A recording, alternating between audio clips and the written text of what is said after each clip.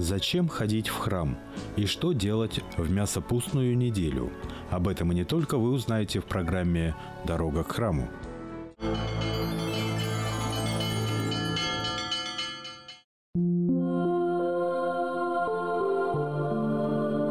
В наше время православная вера возрождается.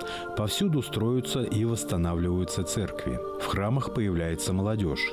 Многие из них ходят, чтобы поставить свечки, покрестить своих детей, заказать молебен за здравие или панихиду за упокой.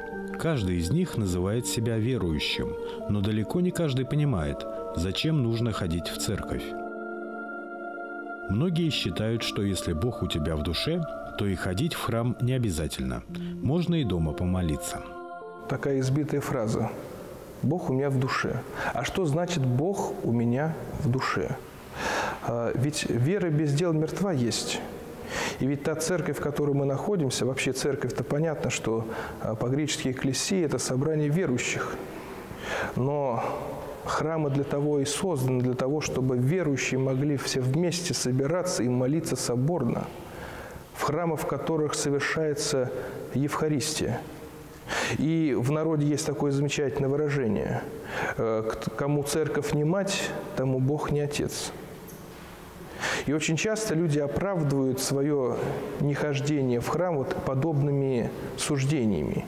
Но на самом-то деле даже не могут объяснить толком, что такое Бог в душе, как они это действительно понимают.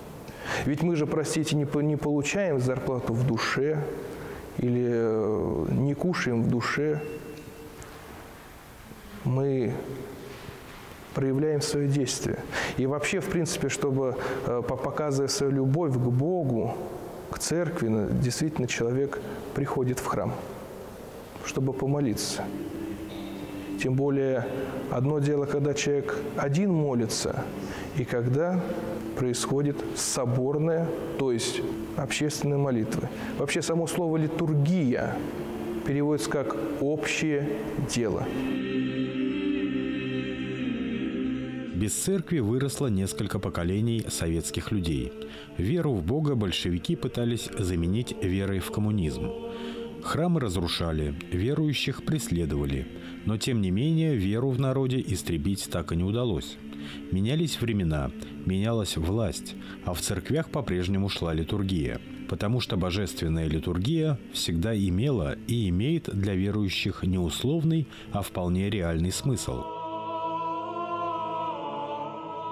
Во время литургии человек не только вспоминает о земной жизни Христа, не только молится Богу о своих житейских нуждах, но и, что самое главное, реально соединяется с Ним в таинстве причащения. Это таинство установлено самим Господом во время Тайной Вечери.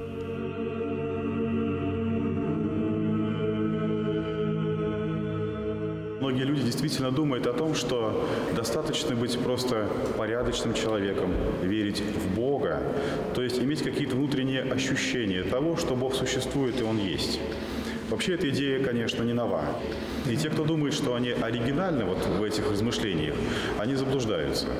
Одна из древних греческих философий так и называлась деизм, то есть представляла Бога, сотворившего мир, но по каким-то причинам устранившегося от его управления.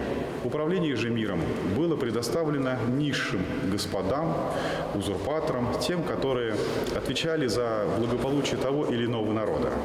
Отсюда и возникает вся традиция греческого политеизма, многобожия или язычества, как мы чаще привыкли слышать. То есть Бог-то есть, но Ему не интересен наш мир. Он сам по себе, мы сами по себе. Вот подобные идеи, они близки к атеизму. Получается, что Бог вроде бы и существует, и создал наш мир, но не интересуется тем, как же мы живем, что мы о Нем думаем, что Он ожидает от нас. И получается, человек предоставлен сам себе. И с подобными размышлениями в древности боролись, и люди мучились от того, что им неведома воля Божия. Они не знают, как же направить свою жизнь, чтобы угодить этому Богу. Они думали, как им проводить дни своей жизни для того, чтобы быть угодными Богу, для того, чтобы получить от Него милость и Его дары. Поэтому довольно странно слышать сегодня, когда человек говорит о том, что Бог у него в душе. Но чего хочет этот Бог? Кто Он такой или что оно такое? И ведь действительно возникают вопросы. Вот этот самый Бог, который в душе, что Он даровал человеку такого, что он ощутил его присутствие? Может быть, это всего лишь фантазия, может быть, это какой-то вымысел, что Он есть в душе. Ведь когда мы встречаемся с Богом, мы чувствуем получение каких-то особых даров, какого-то иного присутствия в себе, какой-то радости. Современный человек, окруженный всеми благами цивилизации, привыкает к духовной лени и бездействию и, проходя мимо храма, оправдывает себя всевозможными отговорками. Чаще всего человек, который представляет, что Бога в душе, его достаточно, ограничивает себя такими, точнее этого Бога, такими задачами, чтобы у меня было все хорошо, чтобы у меня было благополучие на работе, в труде, в учебе, во всех прочих потребностях. Все те, кто меня обижают, чтобы им было плохо, и чтобы восторжествовала справедливость. Вот подобным образом рассуждают люди, которые говорят, что им не нужны никакие посредники, а Бог в душе, Он каким-то образом заполняет их сознание и их веру. Конечно, эта позиция очень наивна. Ведь если мы говорим, что Бог приходит в душу человека, то, по сути, это и есть цель жизни религиозного человека, и тем более христианина. Если мы вспомним преподобного Серафима Саровского, то, конечно, его душа соединилась с Богом, и он мог по праву сказать, что Бог у него в душе. Его душа открыта Богу и встретилась с Ним. И это выражалось во многих духовных дарах, которые мы видим у этого человека. А прежде всего, в самом главном даре – это дар кротости, дар прощения и любви. Ведь каждого приходящего к Нему он встречал словами «радость моя». Вот это и есть те самые плоды, когда Бог приходит в душу человека. Вот здесь мы действительно можем сказать, что Он поселяется в него, и человек встречает Его. И вот эти дары меняют его жизнь совершенно в новом направлении, в направлении к Богу. Но мало того, что в храме Господь защищает нас и дает нам силы, Он еще и учит нас. Перед нашими глазами проходят подвиги мучеников, победы подвижников, мужество царей и священников. Мы слышим Божье Слово, вспоминаем Его чудесные дела и узнаем о нашем будущем. Недаром мы называем воскресное богослужение Малой Пасхой.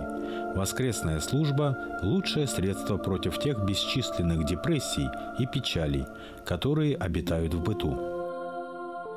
Когда же человек просто говорит, что никакие посредники, никакая церковь ему не нужна, то это заблуждение, непродуманное, наивное. Ведь если Бог существует, то мы верим не только в Его существование, но и верим Ему, каждому Его Слову.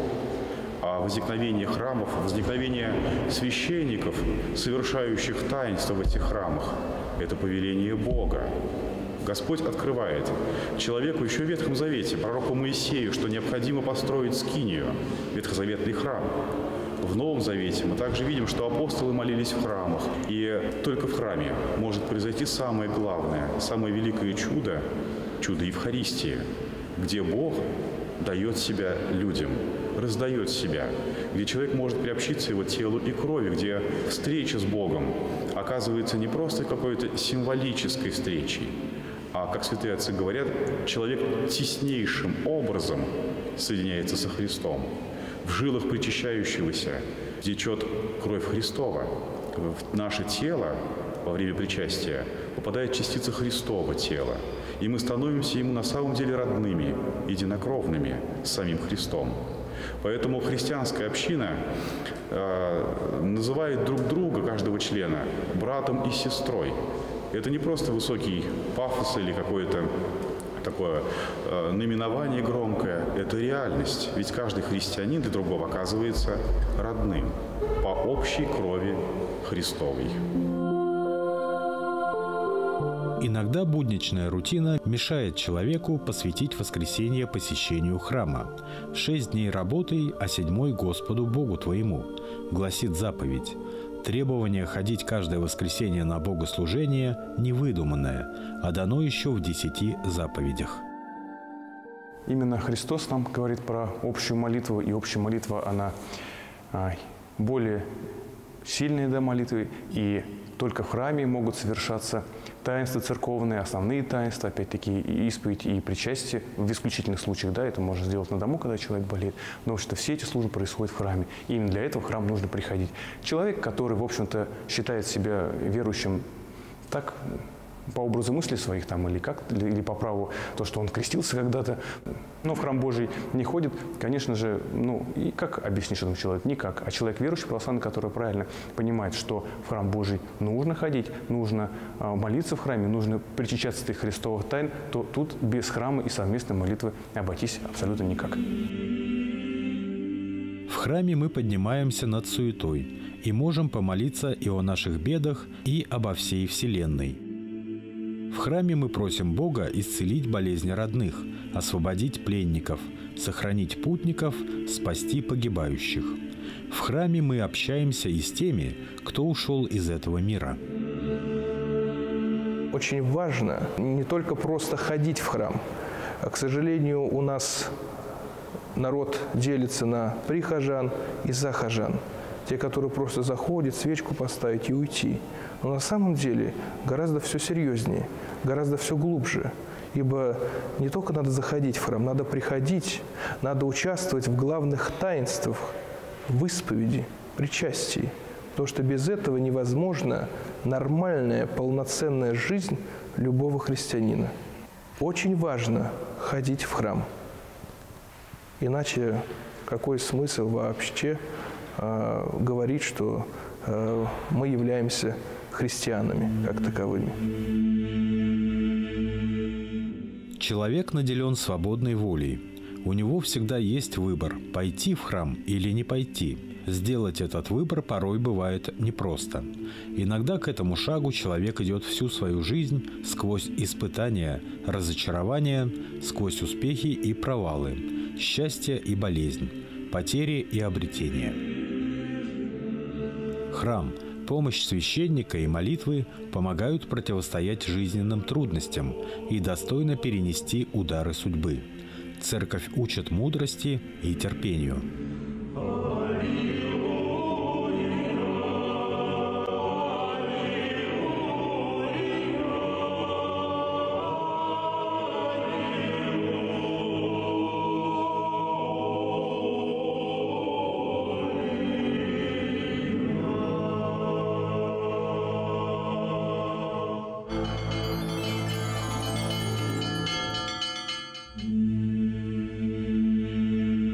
Великий пост предваряют подготовительные недели и седмицы. Слово «неделя» в богослужебном языке обозначает воскресный день. Неделя же в нашем сегодняшнем понимании называется седмицей. Сегодня 3-я подготовительная неделя Великого Поста. Предпоследний воскресный день перед началом Великого Поста называется «Неделя о страшном суде». Или по-другому в церковных календарях мы встречаем наименование «Неделя мясопустная». Неделя о страшном суде называется потому, что в этот день читается евангельское зачало, в котором говорится о страшном суде, который ожидает все человечество, все мироздание. Это воспоминание, то, чего еще не было. Все прочие праздники церковного года когда-то уже произошли в истории христианской церкви. Ожидаем же мы страшного суда с особым чувством. И каждый год мы говорим об этом, напоминая себе о предстоящем великом событии. Ни в одном из ранних религиозных учений не предусматривалась возможность полностью искоренить зло на земле. Но многие течения говорили о необходимости нравственного воздаяния. И лишь ветхозаветные пророки начинают рассказывать людям о суде Божьем, который сможет очистить планету, наведя порядок в мире. В Библии его называют страшным судом.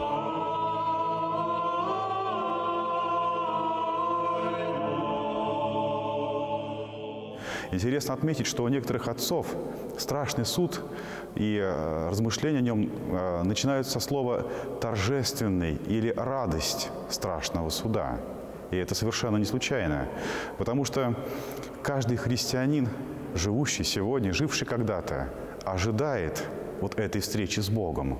Ведь мы говорим о том, что смерть для христианина – это не конец, это кульминация всего его жизненного пути, всех жизненных событий. Апостол Иоанн Богослов в своем Апокалипсисе так и пишет: «Ей, Господи, гряди». Поэтому суд этот будет страшным, потому что окончательным. Суд этот будет страшным для тех, кто сегодня проводит дни своей жизни в беспечности. И поэтому перед началом Великого Поста мы и приглашаемся Церковью вспомнить о последних днях, о последних судьбах всего сотворенного Богом мира. Будет суд или встреча с Богом. Какой будет эта встреча, зависит, конечно, только от нас. Как мы сегодня проводим дни своей жизни? В обращенности к Богу, в совершении ли дел милосердия, всего того, чего Господь ожидает от нас, всего того, к чему Господь нас предназначил, или в беспечности. Поэтому страшный суд для кого-то будет действительно страшным, а для кого-то он будет радостью, радостью встречи, радостью возвращения к своему Небесному Отцу. Люди отказываются видеть свои грехи. Но есть и окончательная, невозвратная трагедия, когда человек осознает, что всю жизнь перед ним была открыта дверь в царство, и его настойчиво приглашали. Но он не захотел, предпочел что-то другое, что-то земное и временное, что все равно выскользнуло у него из рук. В Евангелии в этот день описывается страшный суд довольно интересно. Там Господь в притче говорит о том, что царь поставит по правую руку от себя и по левую руку от себя овец и козлищ. По правую руку овец, то есть тех, которые послужили в своей жизни ближнему. Когда господин, обращаясь к тем, кто по правую руку от него, или одесную по-церковнославянски, он ставит им в заслугу то, что они его накормили, напоили, когда он болел, пришли к нему, когда был в темнице, навестили его. И эти люди говорят: «Господи, когда же мы Тебя видели страждущим или алчущим, или в больнице, или в темнице, и послужили Тебе?» И Господь говорит: «Когда вы сделали это одному из малых сих, то есть из прочих людей, сделали мне». Тот же самый вопрос и он задает тем, кто по левую сторону, что почему вы этого не сделали, не пришли ко мне, не навестили в темнице, не накормили, не напоили. Они говорят: «Господи, когда же мы видели Тебя страждущим? Если бы мы знали, что это Ты, конечно бы мы все сделали». Господь говорит им, что раз вы не сделали это одному из малых, значит, не сделали мне. Очень интересно вот это повествование тем, что Господь говорит, что Он всегда с нами. И каждый человек, который окружает нас или встречается нам на жизненном пути, это Его образ. И поэтому без всякого сомнения, без всякого не экономя своих сил, мы призываемся послужить каждому человеку, кто встречается нам на пути. Господь здесь не говорит о том, как мы верили, сколько постов мы соблюдали, сколько поклонов совершали в тот или иной день. А Господь здесь говорит о самом главном. Остались ли мы людьми? Доросли ли мы до своего призвания, до своего человеческого достоинства? Ведь самая главная идея, которая проходит через все новозаветное послание, через Евангелие, это речь о том, чтобы мы друг друга тяготы носили, по слову апостола Павла. В этом и будет исполнение закона Христова. Только тогда мы оказываемся христианами. Тогда мы и можем считать себя христовыми, когда исполняем эту главную заповедь – заповедь о любви. Неделя о страшном суде призвана напомнить людям о необходимости улучшать себя, очищаться от грехов, становиться на путь истинный. Ведь милость Господа воистину бесконечна. Но время на исправление, увы, ограничено и заканчивается вместе с земной жизнью. Поэтому так важно вовремя осознать свои ошибки, чтобы впоследствии не было поздно.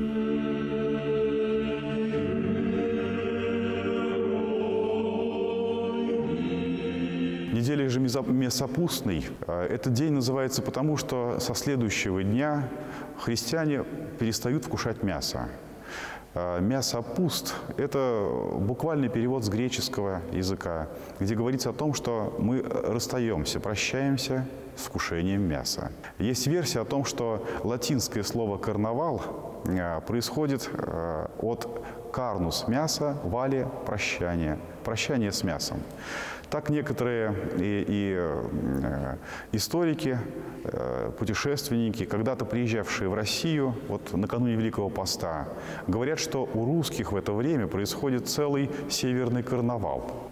Казалось бы, последние недели перед началом Великого Поста, и уже богослужение готовит верующих к тому, чтобы вступить в эти святые дни. Богослужение уже отличается от обыденного. В среду и в пятницу литургии не совершаются. Читаются покаянные молитвы преподобного Ефрема Сирина, совершаются поклоны. Но у русских в это время разгулье. Начинается Масленица. Конечно, церковь как бы терпит этот праздник. Никогда, нигде, ни у каких других православных народов нет ничего подобного. На Руси же вот он укрепляется со времен крещения славян. И из года в год мы говорим о том, что эти дни надо бы посвятить подготовке к Великому Посту. Но у нас часто это перемешивается с разгульем, со злоупотреблениями, с объедением блинов, употреблением горячительных напитков и всего прочего. Остается только мириться и терпеть это, но каждый раз церковь обращается к своим чадам о том, что необходимо провести это время все-таки умеренно и помня, что уже весь наш настрой ожидает вступления в великие дни Святой Четыредесятницы.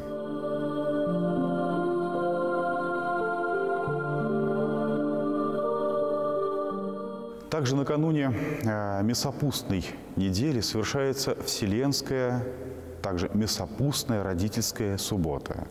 В этот день мы совершаем заупокойные богослужения.